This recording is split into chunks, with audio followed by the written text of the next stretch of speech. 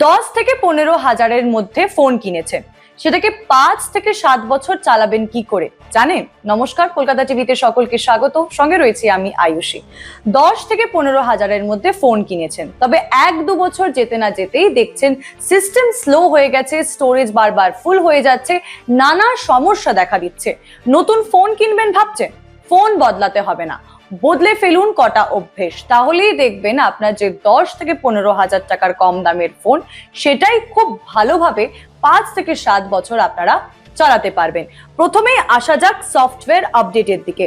ফোনের যে কোম্পানি রয়েছে, যে অপারেটিং সিস্টেম আপডেট বা সিকিউরিটি প্যাচ দেয়, সেগুলো সময় মতো ইনস্টল করুন। তবে বাজেট ফোনে একই সঙ্গে বেশি ভারী অ্যাপ চালানো এড়িয়ে চলুন।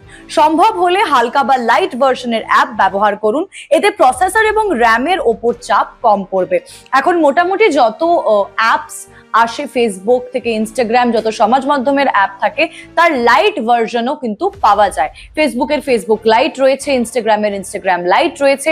আপনার ফোনের র্যাম বা প্রসেসরে যাতে বেশি চাপ না পড়ে, আসল যে অ্যাপ রয়েছে সেটা না নামিয়ে লাইট ভার্সন অ্যাপ নামিয়েও কিন্তু ব্যবহার করতে পারেন আপনারা।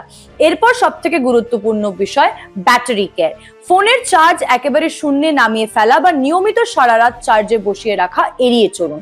ব্যাটারি ভালো রাখতে সাধারণত চার্জ প্রায় 20 থেকে 80% মধ্যে রাখার চেষ্টা করতে পারেন। পাশাপাশি নিম্নমানের চার্জারের বদলে অরিজিনাল বা সার্টিফাইড চার্জার ব্যবহার করুন। ফোন স্লো হবার অন্যতম কারণ স্টোরেজ ভর্তি হয়ে যাওয়া, তাই ফোনের মোট স্টোরেজের অন্তত 20 থেকে 30% জায়গা খালি রাখার চেষ্টা করুন। অপ্রয়োজনীয় যে ছবি, ভিডিও ডাউনলোড এবং ব্যবহার না করা অ্যাপ রয়েছে, তার নিয়মিত মুছে ফেলুন, আনইনস্টল করে দিন বা ডিলিট করে ফেলুন। প্রয়োজন অনুযায়ী ক্যাশ ডেটাও পরিষ্কার করুন। এক্ষেত্রে আপনারা গুগল ফটোজ এর যে অ্যাপ রয়েছে সেটাও ব্যবহার করতে পারেন। আপনার যত ফটো এবং ভিডিও রয়েছে সেখানে ব্যাকআপ করে আপনারা ফোন থেকে সেই ফটো এবং ভিডিও ডিলিট করে দিতে পারেন।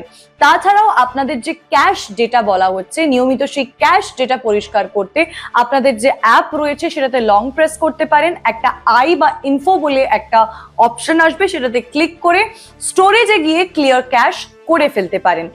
এটা করলেই আপনার যে স্টোরেজ স্পেস রয়েছে, সেই স্টোরেজ স্পেস কিন্তু অনেকটাই খালি হয়ে যাবে। ফোনকে দীর্ঘদিন টিকিয়ে রাখতে শারীরিক সুরক্ষাও কিন্তু জরুরি, ফলে ভালো মানের কভার এবং স্ক্রিন প্রোটেক্টর ব্যবহার করুন। সবচেয়ে গুরুত্বপূর্ণ, ফোনকে অতিরিক্ত গরম হতে দেবেন না। সরাসরি রোদে দীর্ঘক্ষণ ফোন ব্যবহার করা বা অতিরিক্ত গরম অবস্থায় গেম খেলা এড়িয়ে চলুন। ফোন বেশি গরম হলে কিছুক্ষণ ব্যবহার করে বন্ধ করে রাখুন। এমনও দেখা যায় যখন আমরা বাইরে যাই, আমরা সাধারণত যখন ফোন ব্যবহার করি, ফোনের ব্রাইটনেস অনেকটা বাড়িয়ে দিই। যখনই বাইরে যাবেন বা রোদের কোথাও যাবেন, ফোন ব্যবহার করা এড়িয়ে চলুন। এই ব্রাইটনেস বাড়ানোর ক্ষেত্রেও কিন্তু ব্যাটারির ওপরে একটা প্রভাব পড়ে। আর একটা বিষয় অনেকেই খেয়াল করেন না, সেটা হচ্ছে ব্যাকগ্রাউন্ড অ্যাপ বা নোটিফিকেশন। প্রয়োজন নেই এমন অ্যাপের ব্যাকগ্রাউন্ড ডেটা, লোকেশন অ্যাক্সেস এবং অপ্রয়োজনীয় নোটিফিকেশন বন্ধ করে দিন। এতে ব্যাটারির ওপর চাপ কমবে এবং ফোনের পারফরমেন্সও কিছুটা ভালো হবে। এটা করার জন্য আপনারা যেরকম ভাবে স্টোরেজে ক্লিয়ার ক্যাশ করেছিলেন, ঠিক সেইভাবেই আপনাদের যে অ্যাপ রয়েছে সেটাতে ক্লিক করুন। আই বলে একটা অপশন থাকবে, সেই আইতে ক্লিক করে ব্যাটারি বা ব্যাকগ্রাউন্ড ডেটা বলে একটা অপশন থাকবে। ব্যাটারি কমানোর জন্য আপনাদের যে ব্যাকগ্রাউন্ড ব্যাটারি অপশন রয়েছে, সেখানে রেস্ট্রিক্টেড বলে একটা অপশন থাকবে, সেখানে ক্লিক করুন।